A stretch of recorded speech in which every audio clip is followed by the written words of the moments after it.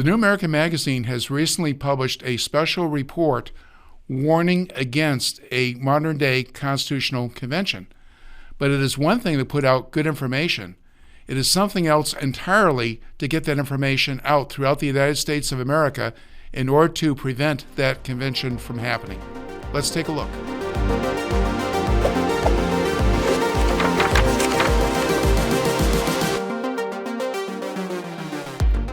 This is Gary Benoit, your host for Beyond the Cover.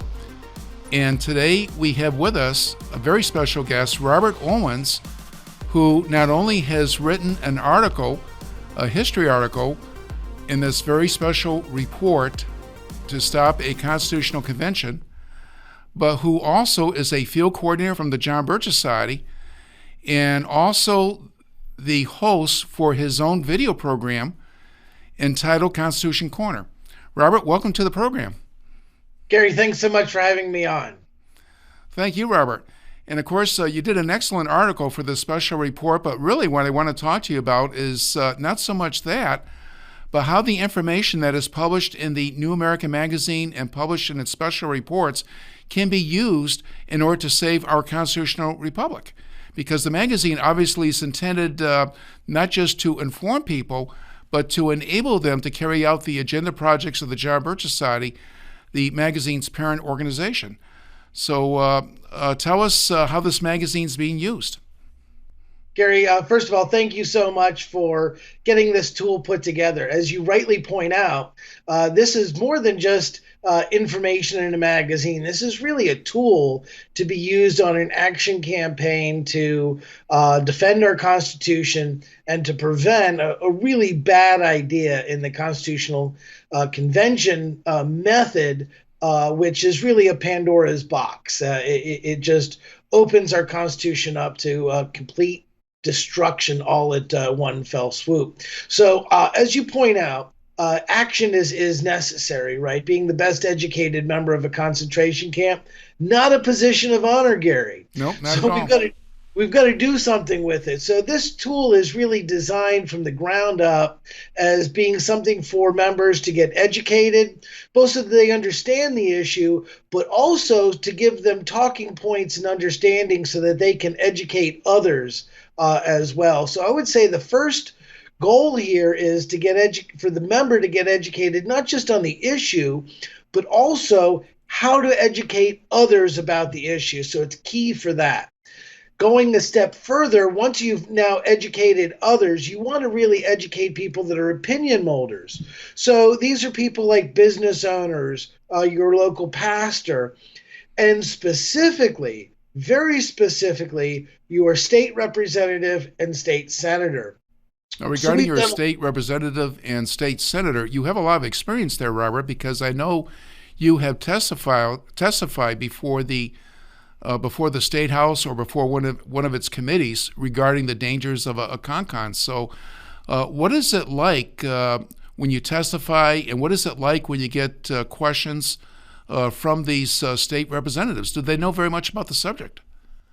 Yeah, so this is why this special issue is so key, Gary, because first of all, most state representatives, they really don't have a background in this area of constitutional law. To most Americans, and certainly to members in the State House, it's sort of an arcane academic issue that really isn't taught at all at the school level. Now, I can tell you, having gone through 3 years of law school, we never even addressed this issue. It never even came up once. Mm-hmm. So from that perspective, it's really an area that is very little known about it in the general public and requires education. That's why this special issue is so key, because it's going to give you the talking points to understand the issue, but also educate others and really make it so that you can have this discussion at the State House. So as you pointed out, we recently had an issue at the Ohio Senate on an issue where they were considering a measure to do an application for an Article 5 Constitutional Convention. And basically the information that went into this special issue was used with our members so that they would be able to both testify and respond to questions from the Senate panel about the matter as well. So what we've done is we've taken all that information that was in all kinds of different sources, and we've made it essentially a one-stop shop where you can get a form, get activated, and we even use this by handing the issue just directly to your state rep or state senator as well. Well, you mentioned talking points, Robert, and of course there is a lot of information in the special report, but there are actually 2 pages. Here's the first page, but 2 pages of talking points in the special report. Could you cite a couple of those talking points? And I imagine those are talking points you probably used when you were talking to the state senators. Yeah, so I'll tell you what, there's a bunch of really good ones, but just for brevity's purpose, I'll sum up the big ones. So the big issue is this. People believe both supporters and state reps are being told by convention of states that a constitutional convention can be limited to certain specific topics, and that state legislatures have the ability to limit those topics. They're also told that, hey, should anything go terribly wrong, ratification is essentially a safety net because 38 states have to agree to it or it doesn't come into play. And lastly, people are told that, hey, we've got to do something. The country's in jeopardy and we've got to do something. So these talking points help address really all 3 of those key main points. So first of all, it points out that no, states can't limit the matters that a convention can take up, both from the perspective that a constitutional convention is a sovereign entity, so it doesn't have it's not bound by any authority from the states to listen to them, and from the precedent of what happened in 1787, where states tried to limit them, and the Constitutional Convention said, no, we don't have to abide by them. And understand, this wasn't an illegal action. The Constitutional Convention in Philadelphia was perfectly within their legal rights to do what they did, which included, by the way, changing that ratification process Right. that I just mentioned. And lastly, what I would say that these talking points are so key is that there are much better ways to deal with federal overreach. So they talk about, hey, we need to do this constitutional convention to get federal spending in check. Well, we don't need that. We've got a perfectly good process called nullification, in which states can rein in the federal government specifically. And this is like using a scalpel instead of a meat cleaver. It's a much better way to do it, and it doesn't have any of the risks inherent with an Article 5 convention. Now, when you have the opportunity, Robert, to talk to people, and we've been focusing on state legislators because that's where the applications would come from for a constitutional convention, to have Congress call a constitutional convention. But certainly other people as well, we want to get them this information. When you're able to do so, and when your members are able to do so, members of the John Birch Society within your territory, do you find that when you provide the information, it really makes a big difference? Yeah, it does, Gary. And in particular, the dedication to scholarship that exists at the John Birch Society is really top notch. And so we're not telling people, hey, take our word for it on this issue. No, we're showing them the scholarship in detail so that they can see where we're coming from and why our position is the right one. And we're bringing to light the fact that literally every federal judge that has issued an opinion in any format whatsoever on this topic has all agreed with what we're saying at the John Birch Society, that you can't control a convention, an Article 5 convention, that you can't rely on ratification to save it should something bad happen, and that really there's better options out there in the form of nullification. And all 3 of these key points, literally all the noted scholars and justices that have looked at it have all concluded that we're right and that convention of states is a terrifically bad idea. Right. And of course, you mentioned the justices who have spoken against or warned against a modern-day constitutional convention. And we do have one page in the special report where we have a list of quotes from jurists and others pointing out the folly of such an approach. But you know what amazes me, Robert, is there are people, and these include good people, not just people who may be up to no good, but good people who are constitutionalists, and they seem to sincerely believe that if a convention were called, that the only people who would show up would be fellow constitutionalists. Do you think the AOCs of the world would show up as well? Yeah, I'm sort of thinking they're going to be there, Gary. Yep. No, and in fact, that's exactly right. And what we saw in the Philadelphia experience is that one of the first things they did is enact sort of a cone of silence, as it were, a gag order, so that nothing that they were doing could be reported out. Now, at the time, their concept was, look, if the media is reporting and people are getting out what we're debating here, people will get wedded to a decision, they'll get defensive about it, and then there won't be a spirit of people being able to change their minds. And that was the idea behind the sort of cone of silence that existed in the 1787 convention.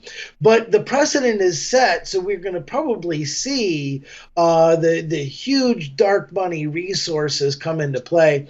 And not only do we think that that's the case should a convention be called, it's already the case with just the application process.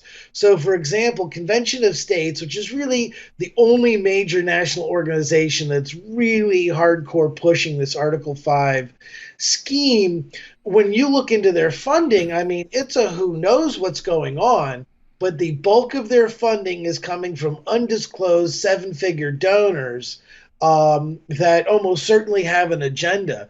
And when we've tied this money back to its sources in the past, before they could hide who the source of the money is, it was all tied to far left globalist organizations like the Ford Foundation, the Carnegie Foundation.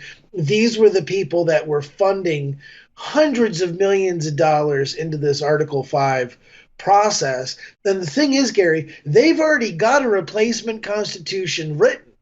Right. I mean, they've already got it put together. It destroys this whole concept of a republic that we now have. And really, it's this ethereal Big Brother New World Order mess that would be shocking to most Americans, where instead of us getting rights that come from God and where government provides political protection, instead the new paradigm is that rights come from government and they can suspend those rights whenever exigent circumstances come into play. That's a scary thought. And all of that can happen by a simple majority ratification, and I have a feeling it'll be like a 1-900 number like American Idol, Gary. Exactly.